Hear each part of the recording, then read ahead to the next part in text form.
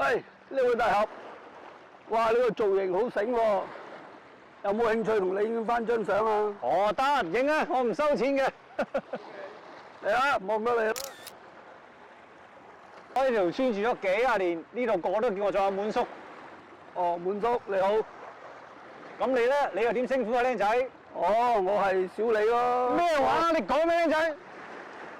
我係講我姓李。哦，小李。原來你叫小李。係啊，發音唔正啊。好名好名。小李啊，大姓嚟㗎。今日你呢度做咩啊？哦，周圍行下咯，我喺城市住嘅，咁啊今日得閒嚟，一個人嚟行下咯。第一次嚟呢度？係啊，不過又唔熟。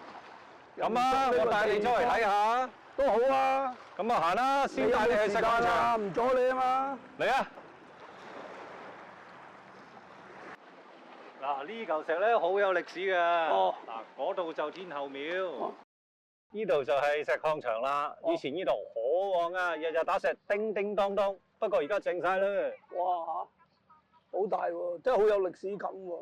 哇，係啊，好壯觀喎。呢度每嚿石頭都有自己嘅故事嘅。嗯，等我影翻兩幅相翻去先。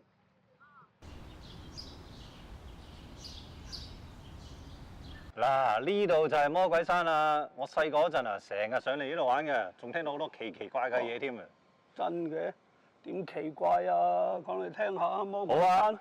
一行一路講啊，唔係啊，浪得虛名㗎呢個。唔係啊，嗱，有一次我同班 friend 上嚟玩咧，喺嗰度，嗱就係嗰度，見到一個長頭髮嘅女人。